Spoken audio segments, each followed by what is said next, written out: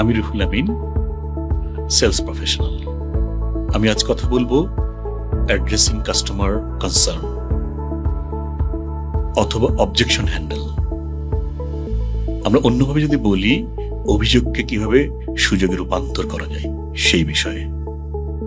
পৃথিবীর শ্রেষ্ঠ মানুষ, শ্রেষ্ঠ নবী হযরত মুহাম্মদ সাল্লাল্লাহু আলাইহি ওয়াসাল্লাম বলেছেন, তোমরা কঠিন করো না, সহজ করো, সুসংবাদ দাও, মানুষকে দূরে সরিয়ে দিও না।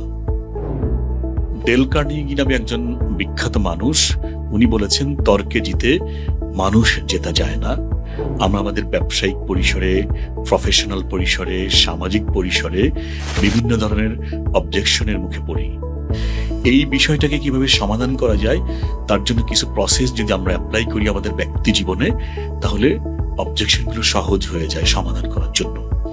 এই বিষয়ে আমাদের যে বিষয়টা লক্ষ্য রাখতে হবে, প্রথমে ধৈর্য ধরা, শোনা বা শ্রবণ করা, সহমর্মিতা, যুক্তি এবং সম্মান, এই বিষয়ের প্রতি খেয়াল রাখলে আমরা অবজেকশনগুলো সহজেই সমাধান করতে পারি। পৃথিবীখ্যাত অবজেকশন হ্যান্ডেল কিংবা মোটিভেশনাল স্পিকার ব্রায়ান ট্রেসি নামে একজন ভদ্রলোক, উনি বলেছেন যে অবজেকশন কিংবা আপত্তি মানে কাস্টমার আপনার কাছে আরো তথ্য চাইছে, স্পষ্ট হতে চাইছে, আরো আস্থা চাইছে। আমি আরেকটা ঘটনা যদি বলি, আরেকটা থিওরি যদি এরকম বলি, টম হপকিন্স একটা জনপ্রিয় থিওরি আছে, সেটা ফেল্ট এবং ফাউন্ড, মানে কাস্টমারের অবস্থা বোঝা, অভিজ্ঞতা জানানো এবং এইটাকে কিভাবে সমাধান করা যায়। আমরা যদি এটাকে অন্যভাবে বলি, empathy, social proof and solution, তাহলে অবজেকশনগুলো সহজে হ্যান্ডেল করা যায়। পৃথিবীর বিখ্যাত সেলস স্কলার এবং যারা অবজেকশন নিয়ে কাজ করে, তাদের সমন্বিত মতবাদ যদি আমি এইভাবে বলি, বোঝার জন্য শুনুন, জানার জন্য প্রশ্ন করুন, স্পষ্ট করার জন্য তথ্য দিন এবং সমাধানের পথ দেখান। এটা খুবই গুরুত্বপূর্ণ একটা বিষয়।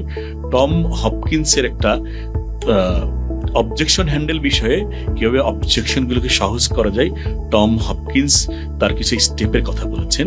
স্টেপগুলো এরকম: লেসন করা, অ্যাকনলেজ করা, ক্লারিফাই করা, রেসপন্ড করা, কনফার্ম করা, অফকোর্স মুভ ফরওয়ার্ড করা। যদি আমরা এই বিষয়গুলোকে খুবই গুরুত্ব সহকারে দেখি, তাহলে অবজেকশনগুলো সহজে সমাধানের দিকে এগোয়। পৃথিবীখ্যাত আরেকজন মানুষ নেইল রেখাম, উনার একটা দারুণ থিওরি আছে। থিওরিটা হচ্ছে এরকম যে spin selling theory. Spin selling থিওরিটাকে যদি আমরা এইভাবে বলি, সিচুয়েশন বোঝা, প্রবলেম বোঝা, ইমপ্লিকেশন বোঝানো এবং of course need pay off. Need pay off বলতে আমরা এইভাবে বুঝি যে সমস্যার সমাধানের যে উপলব্ধি, তাকে বোঝানো।